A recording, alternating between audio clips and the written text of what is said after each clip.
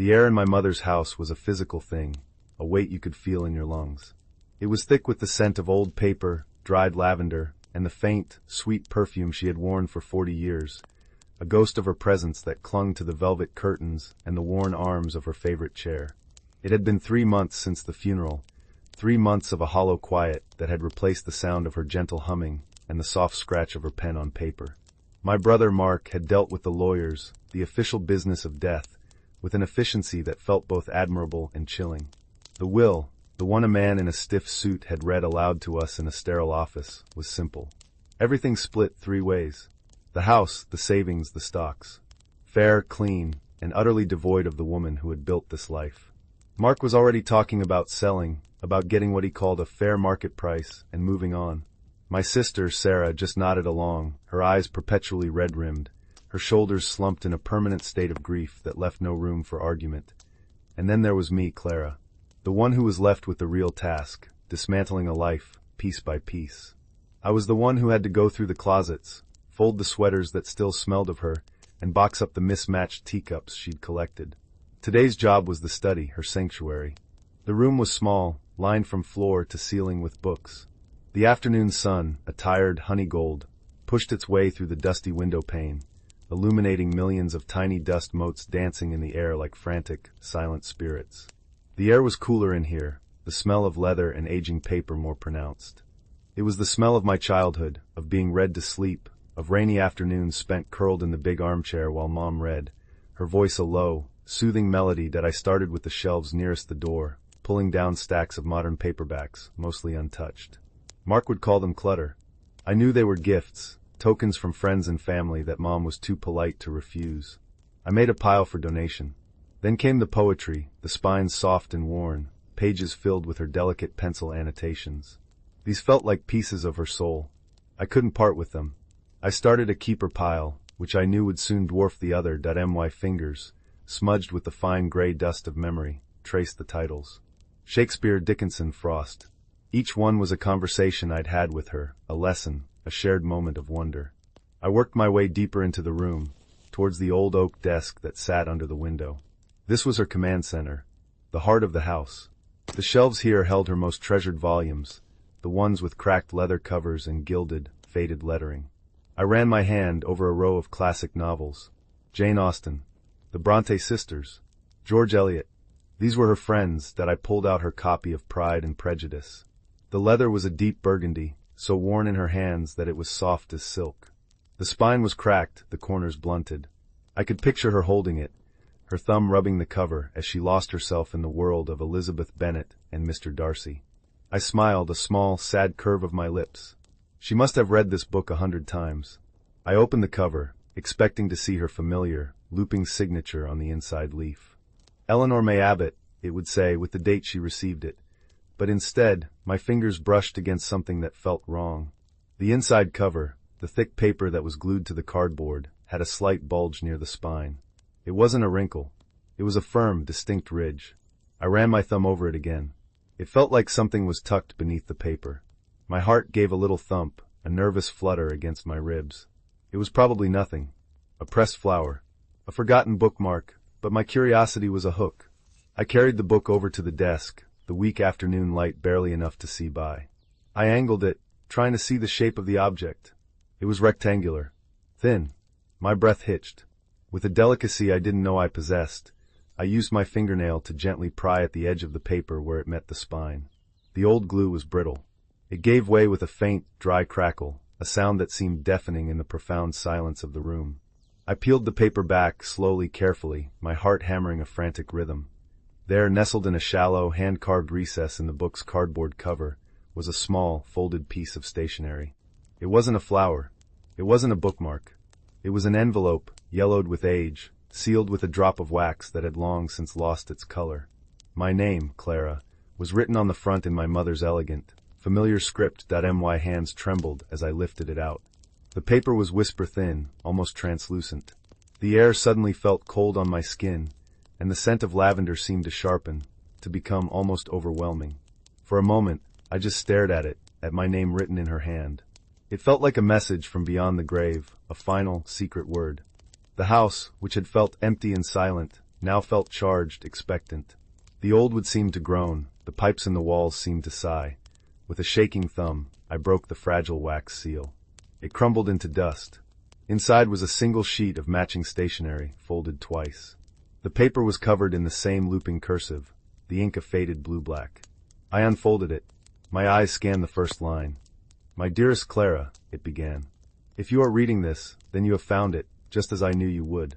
You were always the one who noticed the small things." I had to sit down. My knees felt weak. I sank into the old, creaky desk chair, the leather cool against my skin. I read on, my world shrinking to the words on the page. It was a letter, but it was also something more. It was a confession, an explanation, and a final request. She wrote about the house, about how it wasn't just wood and nails, but a living library of our family's story. She wrote about my father, about planting the oak tree in the front yard the day I was born. She wrote about the pencil marks on the kitchen doorframe, measuring our heights year after year. And then I reached the last paragraph. The words seemed to lift off the page, to burn themselves into my mind. "The lawyers have a document," she wrote, "one that is practical and fair in the eyes of the law. But the heart has its own laws.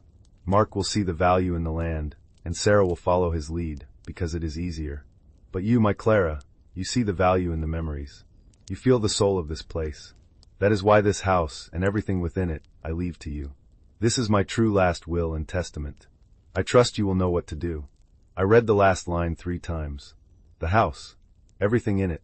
To me that a wave of dizziness washed over me. The air was too thick to breathe. A low hum started in my ears, blocking out the sound of the settling house.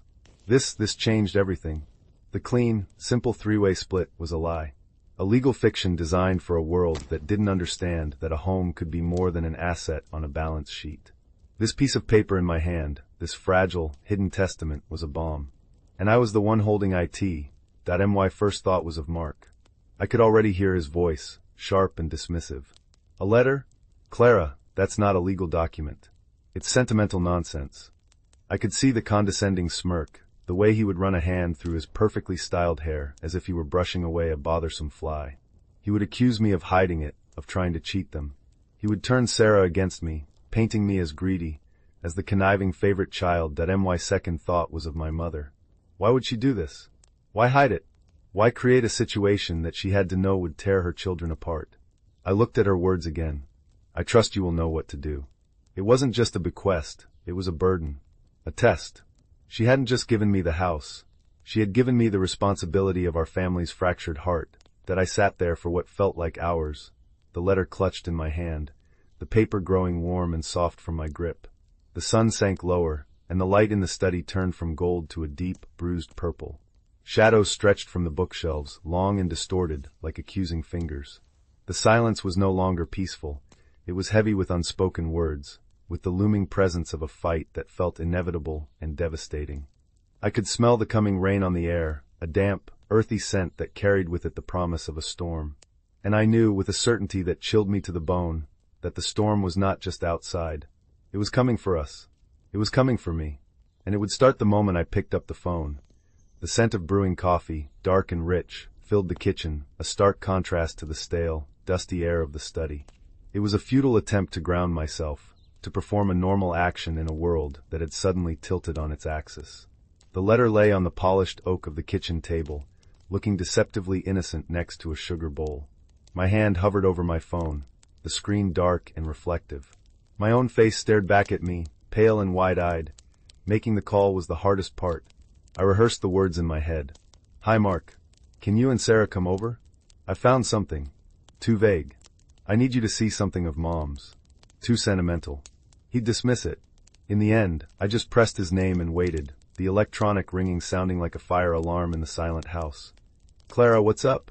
"I'm in the middle of a quarterly review," he answered, his voice already impatient, background noise bleeding through the receiver, the muted chatter of an office, the clacking of keyboards. "Mark, I need you and Sarah to come to the house. Now." My voice was firmer than I expected. There was a pause. "Is everything okay? Did something happen?" "I'm fine. I found something. In Mom's study. It's important." I heard him sigh a long, put-upon sound that I knew so well. It was the sound of his carefully structured day being inconvenienced. "Clara, can it wait?" The realtor is drawing up the listing agreement. I was going to send it over for you two to look at tonight. The listing agreement. The words were like a splash of cold water. He was moving so fast, so determined to erase her, to convert our childhood into a commission check. No, Mark, I said, the firmness in my voice hardening into steel. It can't wait. Get Sarah and come over. Please. The please was a concession, a softening I added at the last second. He sighed again. Fine. But this had better be good. We'll be there in an hour. The line went dead. I called Sarah next. She picked up on the first ring, her voice small and breathy. Clara? Is everything all right? I'm fine, Sarah. I just need you and Mark to come over. I found something of Mom's. Oh, okay. Mark just called me. He sounded annoyed. Did you two have a fight? She was already trying to smooth things over, to preemptively defuse a conflict that hadn't even begun. That was Sarah's role. The peacemaker. The one who absorbed the tension until she was vibrating with it. No fight, I said, my voice gentle. Just come soon, okay? Okay, she whispered, and hung up. The next hour was the longest of my life. I paced the length of the living room, the old floorboards groaning under my feet. I walked from the front window, with its view of the giant oak tree, to the back, which looked out over Mom's now wild garden. Every object in the room seemed to accuse me. The family photos on the mantelpiece, Mark with his arms slung around me, Sarah and I making funny faces, felt like relics from another lifetime, a time before I held a secret that could shatter us, that I could feel a tension headache beginning to bloom behind my eyes. The air grew heavy, thick with anticipation. The house was no longer my quiet sanctuary of grief. It was a stage, waiting for the actors to arrive. I made more coffee, the repetitive action of scooping grounds and pouring water a small comfort. The smell was the only thing that felt real. Then I heard it. The crunch of tires on the gravel driveway.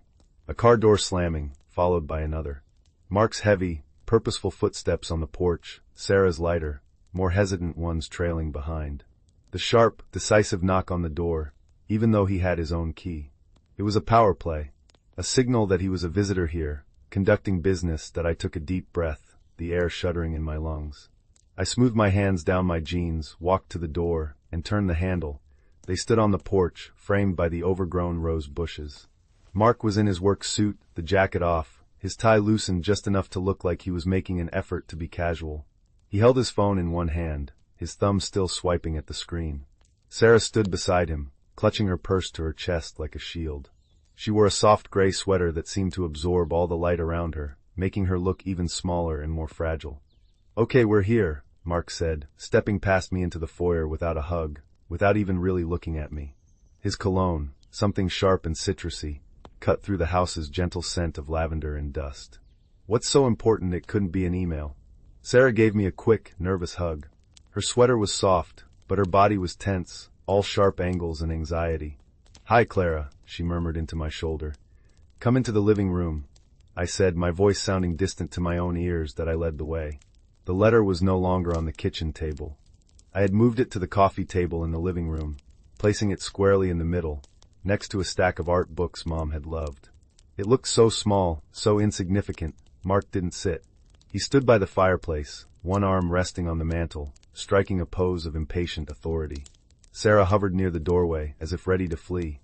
So? Mark prompted, tapping his fingers on the aged wood of the mantel.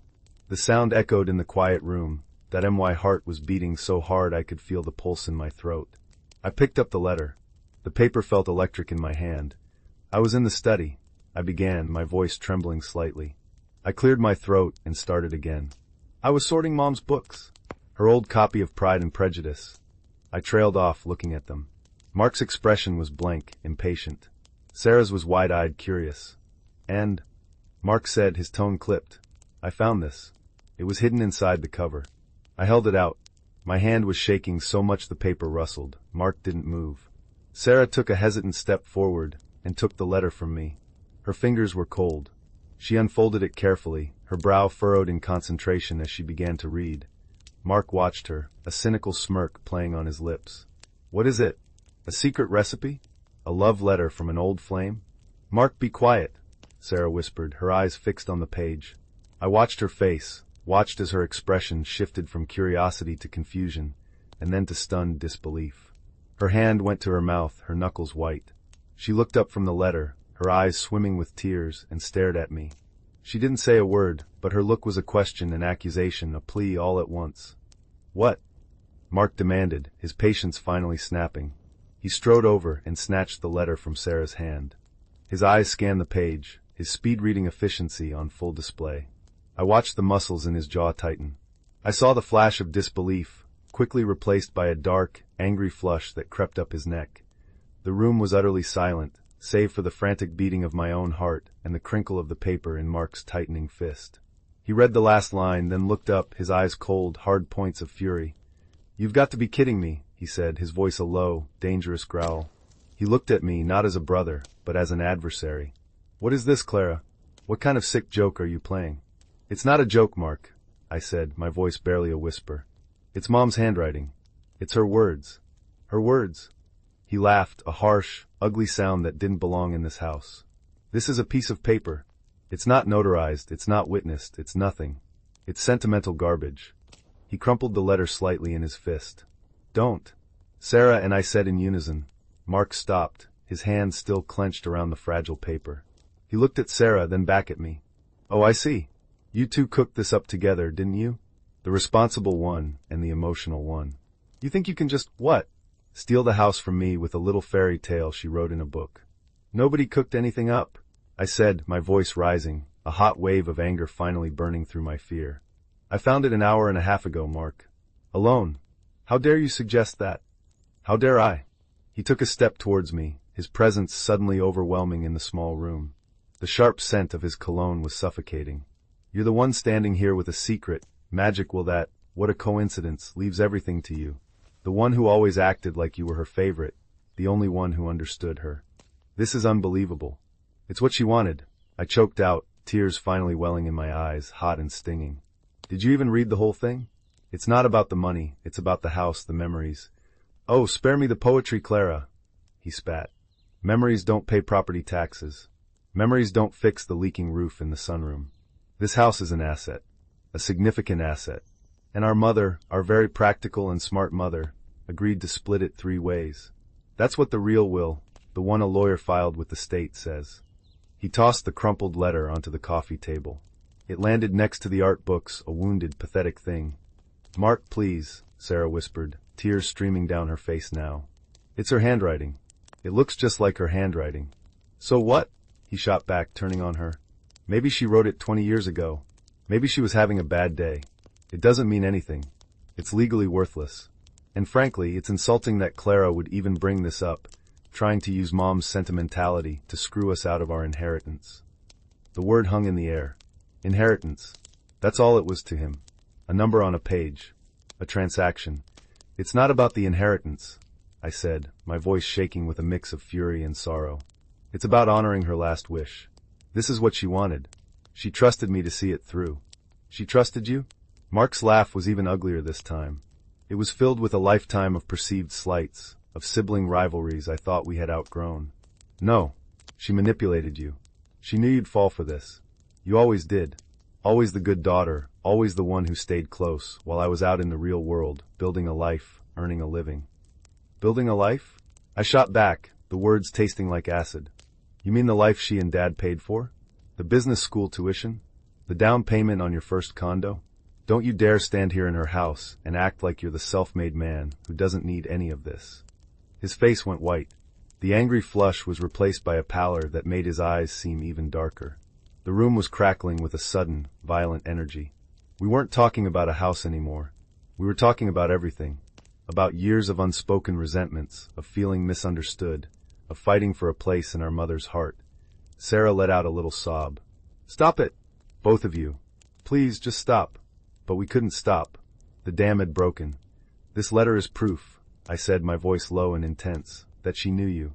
She knew you'd want to sell this place to the first developer who knocked on the door, tear it down, and put up 2 beige monstrosities.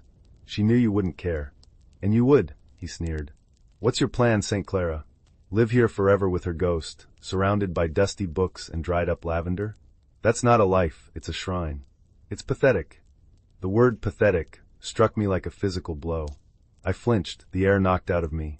All the lonely hours I had spent here, grieving, sorting, trying to hold on to her, were suddenly twisted into something pitiful that he saw he'd hit his mark. He pressed his advantage. I'm calling the lawyer tomorrow. I'm telling him to expedite the sale. We're moving forward with the legal will. This piece of paper is irrelevant. He turned to Sarah, his voice softening, becoming reasonable, persuasive. It was his work voice, the one he used to close a deal. Sarah, you see that, right? This is just grief. Clara's not thinking clearly. The fair thing, the legal thing, is to stick to the plan. We sell, we split the money, and we can all move on with our lives. Sarah looked from Mark's hard, determined face to my tear-streaked one. She was caught in the middle, a place she had been her entire life. She wrung her hands, her gaze darting around the room as if the answer might be written on the wallpaper. The air was thick with the smell of Mark's cologne, the old dust of the house, and the sharp, metallic scent of brewing animosity. The silence stretched, thin and tight, ready to snap. I held my breath, waiting for her to speak, to choose a side, knowing that whatever she said next would either be a bridge or a bomb. And in that moment, I felt a profound, aching loneliness. My mother was gone, and she had left us a war. Sarah's eyes landed on the crumpled letter on the table. She looked lost, a small boat tossed between two raging storms. Her lower lip trembled. She looked at Mark, then at me, her expression a mess of confusion and sorrow. I don't know, she whispered, her voice so soft it was almost lost in the heavy silence. Mark, it's her writing. It feels so real. It sounds like her. Feelings aren't facts, Sarah, Mark said, his voice hard, though he kept the volume low, a tactic to sound like the calm, rational one. The law is the law, and the law says we have a valid, notarized will. End of story. He took a step toward her, placing a hand on her shoulder. It was meant to be a comforting gesture, but it looked proprietary, controlling. Clara is emotional right now. We have to be the logical ones. For the good of the family. For the good of the family. The words were a bitter irony. Our family was shattering right here, in the heart of the home our mother had built. But what if this is what she really wanted? Sarah's voice was a little stronger now, a flicker of defiance in her eyes as she looked at me. She gave you the house, Clara. She must have had a reason. Her reason is written right there, I said, finding my voice again. It was raw but steady. I pointed to the letter. She knew he would sell it. She knew he wouldn't care about the oak tree, or the garden, or anything else. She wanted it to be safe. Safe? Mark scoffed, dropping his hand from Sarah's shoulder. He began to pace in the small space between the sofa and the fireplace, a caged animal. This house is a money pit. The plumbing is from the 1960s. The wiring is a fire hazard. It needs a new roof, new windows. It's a full-time job and a financial black hole. Mom knew that. She complained about it all the time. She was probably just having a sentimental moment when she wrote this fantasy. It's not a fantasy, I insisted, my voice rising again.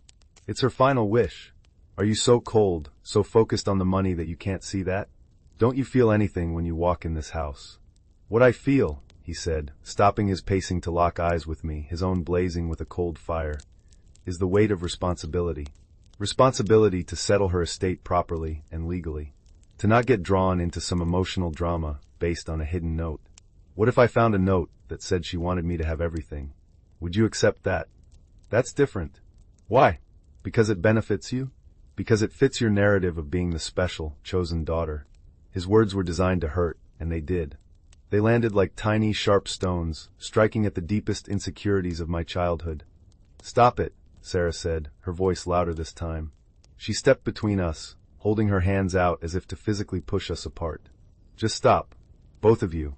This is what she would have hated. All this ugliness. Her face was pale, her eyes pleading. We're all she has left. We can't do this to each other.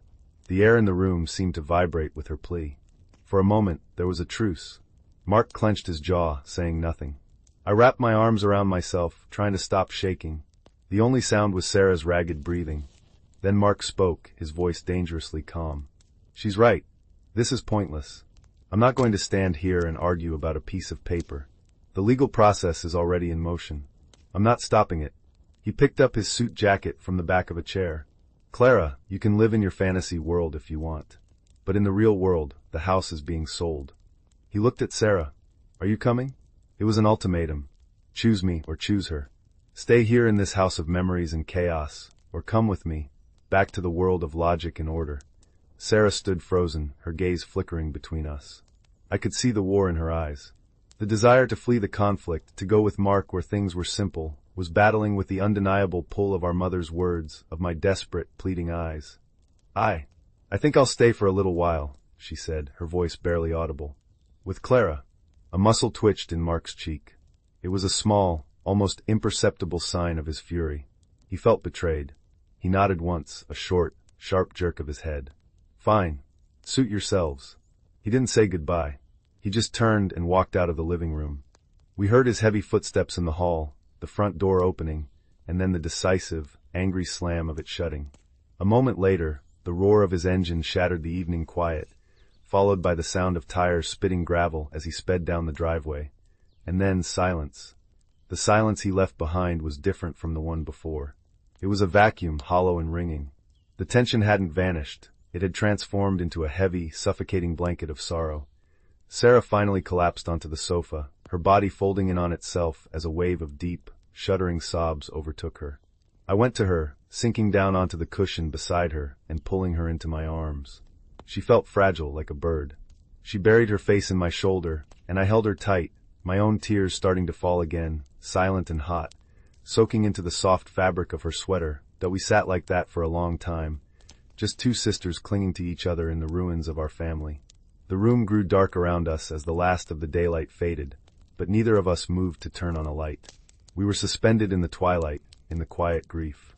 The scent of Mark's aggressive cologne was already fading, replaced once more by the familiar, comforting smells of the house. The old wood, the dust, the lavender, the ghosts. Finally, Sarah's sobs subsided into quiet, hiccuping breaths. She pulled back, wiping her eyes with the back of her hand. In the dim light, her face was puffy and stained with tears. "I'm sorry, Clara," she whispered. He was awful." "It's not your fault," I said, my voice thick. "He's always been like that. Business is business. No room for feelings." "But it's Mom's writing," she said, her voice filled with a child's wonder and confusion. "I know it is." I remember how she made her seize. Like a little wave. She reached for the letter on the coffee table, her hand no longer trembling. She smoothed out the wrinkles Mark's fist had made, her touch gentle, reverent. She read it again, this time aloud, her voice soft and halting in the growing darkness. Hearing my mother's words and my sister's voice gave them a new weight, a new reality. They weren't just a shock or a weapon in a fight anymore. They were a message. "I trust you will know what to do." Sarah read the last line and looked at me, her eyes searching mine in the gloom. "What does that mean? What are we supposed to do?" I shook my head, a fresh wave of exhaustion washing over me. "I don't know. He's right about one thing. Legally, this probably means nothing. A handwritten note against a formal will, no court would honor it." "So Mark just wins?" she asked, a note of despair in her voice. "He just gets to sell it, and that's it? Mom's last wish, it just gets ignored." We sat in the dark, the weight of that question settling between us. Outside, the wind began to pick up, rustling the leaves of the giant oak tree, its branches scraping softly against the side of the house like a gentle hand. It sounded like the house was whispering to us that I thought about my mother. I tried to see the situation through her eyes. She wasn't a fool. She was a librarian, a woman who understood rules and order. She knew this hidden letter wouldn't stand up in court. So why write it? Why hide it? Why give me a weapon she knew I couldn't legally use? And then an idea began to form in my mind, a faint glimmer in the overwhelming darkness. It was crazy. It was risky. And it was exactly the kind of thing my mother, a woman who believed in the power of stories over the power of laws, would have done. She didn't write it for a judge, I said slowly, the idea taking shape as I spoke. She wrote it for us. Sarah looked at me, confused. "What do you mean?" "She wasn't trying to win a legal battle," I continued, my voice growing stronger, more certain. "She was trying to tell us something, to show us what was truly important. She gave me this letter because she knew I would find it, and she knew I would fight for it. She knew Mark would react exactly the way he did. It wasn't just a will, Sarah. It was a test." I stood up and walked over to the window, peering out into the dark, windy night. The branches of the oak tree were thrashing now, dark shapes against the sky the color of a deep bruise. She was testing us, I said, turning back to face my sister. She wanted to see what we would choose. Mark's world of money and lawyers and fair market value. Or her world. A world of memories, of history, of love. My gaze fell on the letter in Sarah's hand. The house isn't the point. The letter is. It's a choice. And we have to decide which world we want to live in. Sarah stared at me, her eyes wide. The last vestiges of her tears were drying on her cheeks. In their place, a tiny spark of understanding, of hope, was starting to glow. The fight wasn't over. It had just begun. And maybe, just maybe, we didn't need a lawyer to win it. The days that followed were a Cold War fought over text messages and emails. Mark sent the listing agreement from the realtor, a crisp PDF file that appeared in my inbox like a declaration of war. It detailed the proposed sale price, an offensively high number that treated our home like a plot of land waiting to be scraped clean. It listed the agent's commission in bold type. I stared at the words, "as is condition," and felt a fresh surge of protective anger that I replied with a simple, "We need to talk about Mom's letter first." His response was instantaneous and brutal. "The letter is not up for discussion, Clara. It's irrelevant. Sign the agreement. We are moving forward." Sarah was caught in the crossfire. Mark would call her, his voice a blend of condescending reason and veiled threats about how we were losing the market's peak, and how my emotionalism was going to cost us all a fortune. Then she would call me, her voice trembling, relaying his latest arguments, begging me to just give in for the sake of peace. "He said he'll take us to court to force the sale if he has to, Clara," she said one afternoon, her voice tight with anxiety. I could hear her pacing in her own apartment, the sound of her slippers scuffing against the floor. "He said he can prove we're acting as obstructionist heirs." He used that exact phrase. "Let him," I said, my voice calmer than I felt. I was sitting at the kitchen table in Mom's house, the letter, now protected in a plastic sleeve, lying in front of me. I had made this house my headquarters, my fortress. I spent my days here, not just sorting, but living. I brewed coffee in her old percolator, the smell a comforting morning ritual. I sat in her reading chair in the study, surrounded by her books. I was absorbing the house, and it was absorbing me. "He's trying to scare you, Sarah. He's a bully. But he's our brother," she whispered. "And we're his sisters," I countered. "And he's trying to erase our mother's last wish because it inconveniences him." My plan, born in the twilight of that awful evening, was beginning to solidify. It was a long shot, a gamble that relied not on legal maneuvering, but on a deep understanding of the three people our mother had left behind. Mark, for all his bluster, had a weakness, his image. He cared immensely about appearing successful, rational, and in control. A messy, public family court battle would be a stain on that image. And Sarah, my sweet, conflict-averse sister, was the key.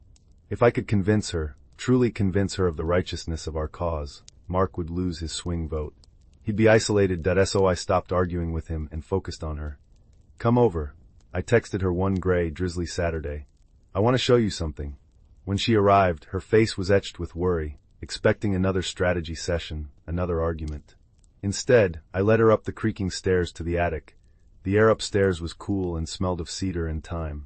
A single bare bulb cast a weak, yellowy light, illuminating a landscape of forgotten treasures shrouded in white sheets. "What are we doing up here?" she asked, pulling her cardigan tighter around herself. "Do you remember this?"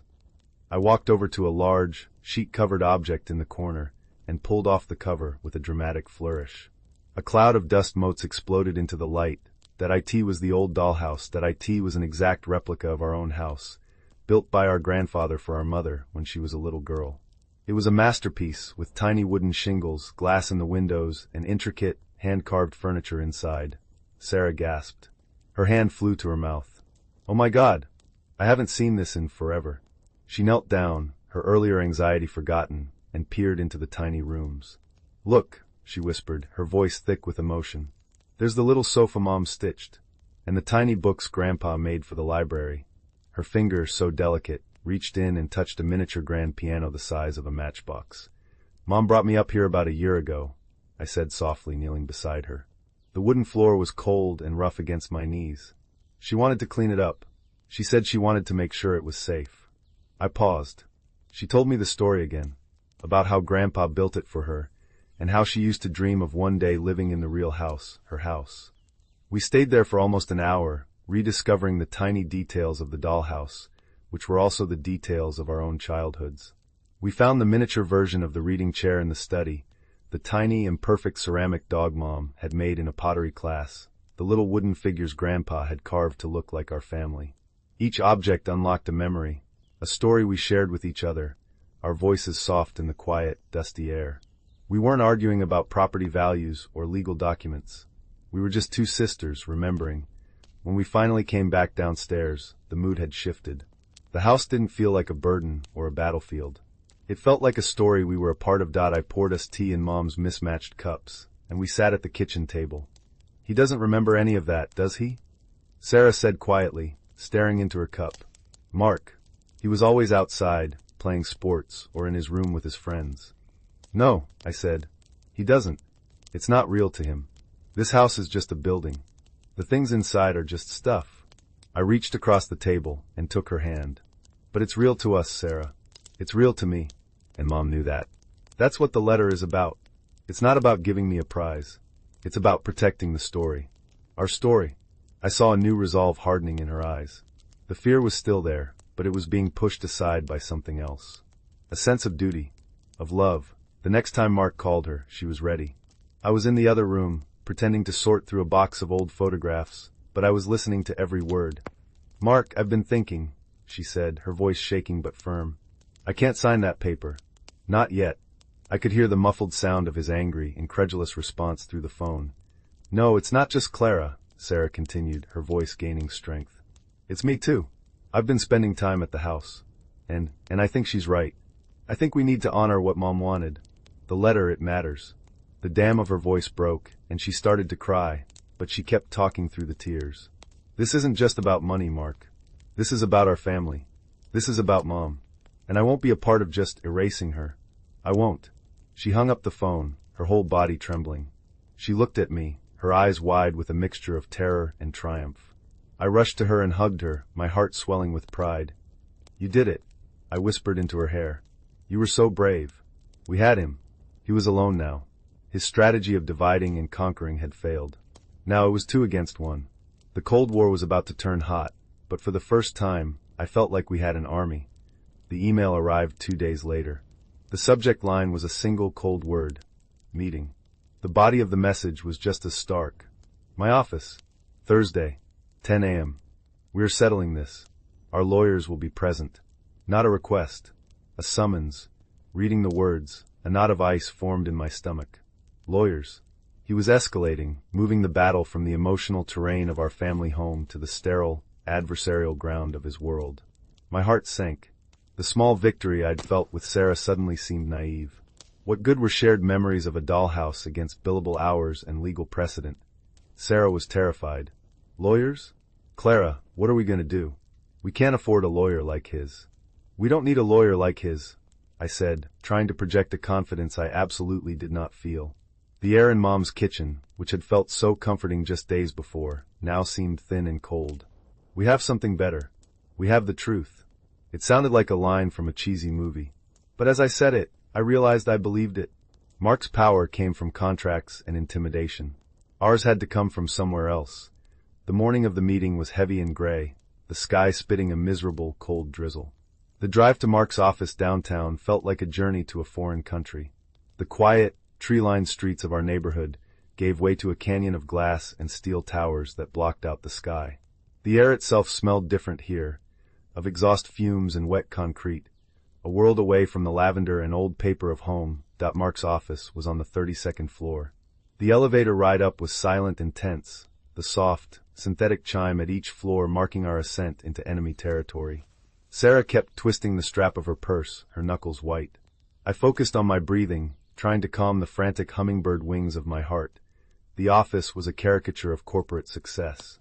A vast expanse of polished concrete floors, minimalist furniture, and floor-to-ceiling windows offering a panoramic, godlike view of the rain-slicked city below. A receptionist with a headset and an impossibly white smile directed us to a conference room. The room was dominated by a massive, gleaming mahogany table that could have seated 20. Mark was already there, at the head of the table, looking completely at home. Opposite him sat a man who could only be his lawyer, older, with silver hair, a bespoke suit, and an expression of bored, expensive competence. The air smelled of money and leather. Mark didn't stand up when we entered. He just gestured to the 2 empty chairs on the opposite side of the vast table. Clara. Sarah. This is my attorney, Mr. Davies. Mr. Davies gave us a curt nod, his eyes flicking over us dismissively. We were not his usual clientele. We were a messy, emotional family problem. We sat down. The leather chairs sighed under our weight. I felt small and out of place. Sarah looked like she might faint. "Let's get straight to it," Mark began, his voice echoing slightly in the large, sterile room. "We're here because of my sister's reluctance to proceed with the execution of our mother's legally binding will." He said the word reluctance as if it were a disease.mr. Davies opened a sleek leather portfolio. "My client is referring to the last will and testament of Eleanor Abbott, properly signed and witnessed on April 14, 2018. It clearly states that all assets are to be liquidated and the proceeds divided equally among her 3 surviving children. It's a very straightforward document." His voice was smooth as polished stone, and just as cold that he slid 3 copies of the will across the table. The paper was thick and important looking. I didn't look at it. "We are aware of that will," I said, my voice sounding surprisingly steady. My hands were clasped tightly in my lap, hidden beneath the table. "We're also aware of a more recent document." I reached into my bag and pulled out the plastic sleeve containing Mom's letter. I slid it across the mahogany table. It looked so small, so fragile, next to the lawyer's official documents.mr. Davies picked it up with 2 fingers, as if it were contaminated. He read it, his expression unchanging. He then passed it to Mark, who glanced at it and tossed it back on the table with contempt. "This," Mr. Davies said, tapping the plastic sleeve with a manicured finger, "is what is known as a holographic will. A will written entirely in the testator's own hand. In this state, for a holographic will to be considered valid, it must be proven that it was the clear and final intent of the deceased. Given the existence of a more recent, formally executed will, and the unusual circumstances of this letter's discovery, it would be exceptionally difficult, I would say nearly impossible, to have this recognized by a probate court." He leaned back in his chair. "In short, it's legally meaningless." The finality in his voice was like a door slamming shut. I saw Sarah's shoulders slump. The fight went out of her eyes. This was it. We were beaten. Mark smiled, a tight, triumphant little smile. "So, now that we have that cleared up, I trust you'll both be signing the listing agreement today. I have it right here." He patted a folder next to him. My mind was racing. He'd won. He had brought us to his turf, used his weapons, and he had disarmed us completely. I looked out the massive window at the city below. The rain was coming down harder now, blurring the buildings, washing the color from the world. It felt like defeat, but then my gaze drifted back to the letter on the table. To my mother's words. "I trust you will know what to do." She knew this would happen. She knew the letter wouldn't hold up in court. So what did she want me to do? What was the point of it all? And then it hit me. The lawyer had given me the answer. It must be proven that it was the clear and final intent of the deceased. The legal battle was a distraction. The real battle was for her intent. For her story, that I took a deep breath. "You're right, Mr. Davies," I said. The sound of my own voice surprised me. It was calm. "Legally, you're absolutely correct. This letter probably isn't worth the paper it's written on. In court." Mark leaned forward, his eyes narrowing. He didn't like this new tone. "But we're not in court," I continued, my gaze fixed on my brother. I wasn't talking to the lawyer anymore. I was talking to him. We're in a room together. We're a family. And we're talking about what our mother wanted. I stood up. My legs felt shaky, but I locked my knees. I felt Sarah's eyes on me, wide and startled. "You want to talk about intent, Mark? Let's talk about intent." I began to walk along the side of the table, my hand trailing on the cool, polished wood. "Do you remember when I was 7 and you were 10, and I fell out of the oak tree in the front yard? I broke my arm. I was so scared. And Mom didn't just take me to the hospital. She climbed up the tree, right to the branch I fell from, and she tied a yellow ribbon around it. She told me it was a reminder that even when we fall, there's a place for us to come back to. A place that's safe." Mark stared at me, his face a stony mask. "What does this have to do with anything?" "That ribbon is still there," I said, my voice growing stronger. "It's faded and tattered, but it's there. That's her intent. That house is the yellow ribbon for all of us." I kept walking, moving toward the head of the table where he sat today. "And do you remember Dad's last year? When he was so sick? He couldn't leave the house. He sat in that chair in the living room, the one by the window, and he watched the birds at the feeder Mom filled for him every single morning. When he died, Mom left that chair empty for a full year. She said his spirit needed a place to rest before it moved on. That's her intent." I was standing right behind his lawyer now, looking directly at my brother. The whole room was silent, save for the sound of my voice and the drumming of the rain against the glass. "And Sarah," I said, my voice softening, Remember the dollhouse? Remember Mom telling us how she promised her father she would always take care of it, and the big house it was modeled after? How she saw it not as a thing she owned, but as a story she was in charge of keeping safe for the next generation. I saw a flicker of something in Mark's eyes. Annoyance? Or something deeper? A memory, trying to break through the surface. This letter, I said, walking back to my chair and picking it up, holding it not as a legal document, but as a sacred text. This letter isn't about property. It's about a promise. It's her final act as the keeper of our family's story. She passed the job to me, Mark. Because she knew. She knew you didn't want the job. You want the paycheck. And that's okay. But you can't have both. You can't cash in the story and keep it too. I laid the letter back on the table. So you can have your lawyers. You can take us to court. You can drag our family's name through the mud and force a sale. And maybe you'll win. You'll get your 1/3 share of the money.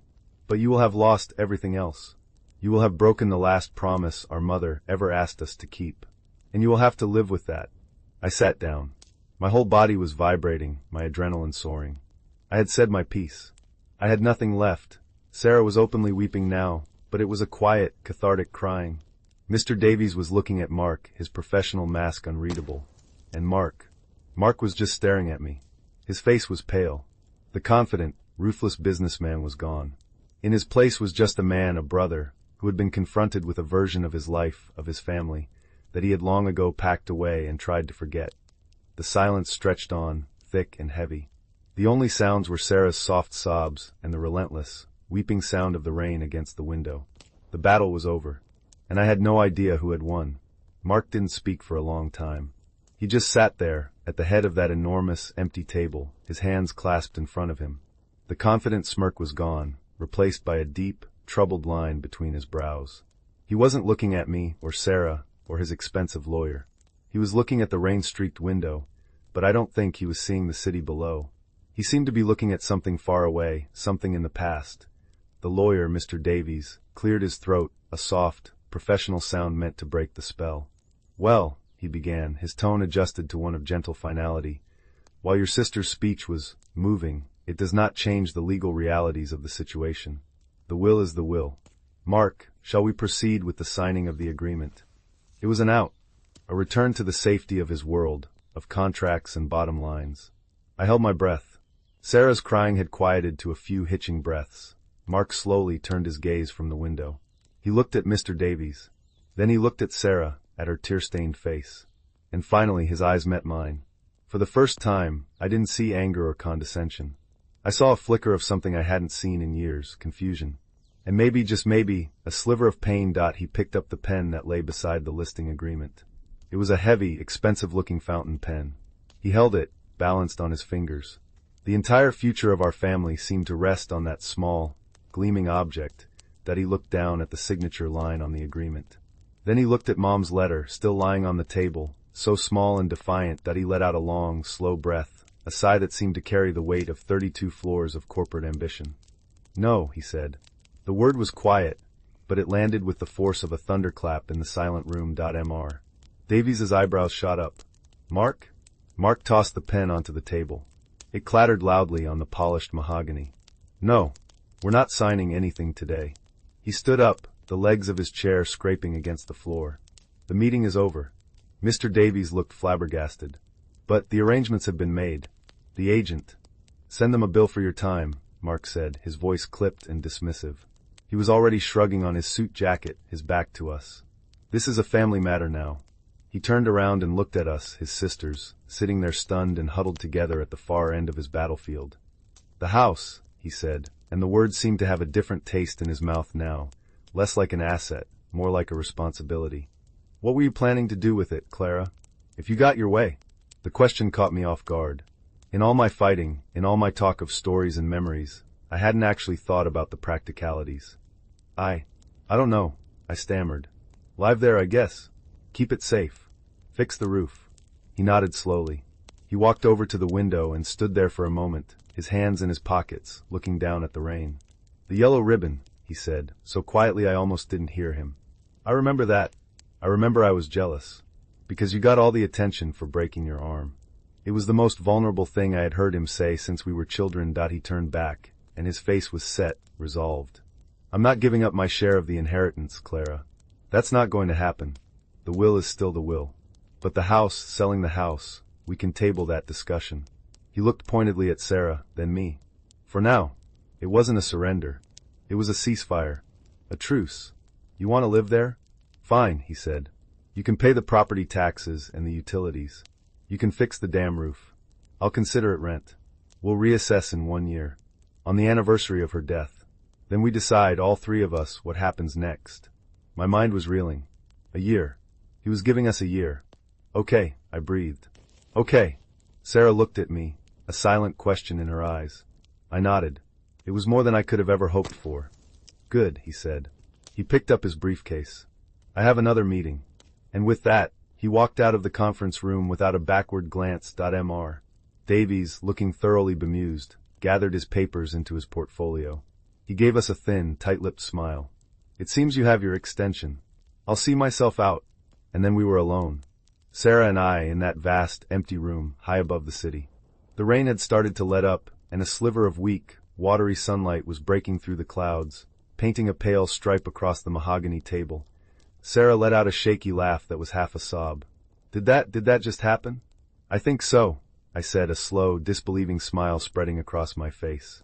I felt light, as if a physical weight had been lifted from my shoulders. That we had a year. 1 year to prove that the house was more than a money pit, more than an asset.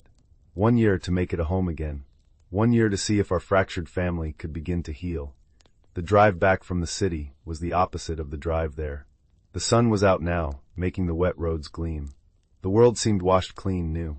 We didn't talk much. We just sat in a comfortable, exhausted silence. When we pulled into the driveway of Mom's house, my house for now, the oak tree was dripping with rainwater, each leaf sparkling in the afternoon light. It looked more beautiful, more alive, than I had ever seen it. We walked inside. The house smelled the same, of lavender and old books and my mother's ghost, but it felt different. The air of sorrow and conflict was gone, replaced by a quiet feeling of possibility. Of peace. Sarah went to make tea. I walked into the study and picked up the old, worn copy of Pride and Prejudice. I ran my thumb over the cracked leather spine. I opened the cover and looked at the hollowed-out space where the letter had been hidden. My mother had known. She had known all of it. She had known Mark's pride, Sarah's fear, and my stubbornness. She hadn't left me a weapon to win a war. She had left me a map, a key to unlock the parts of ourselves we had forgotten. She hadn't given me the house to divide us.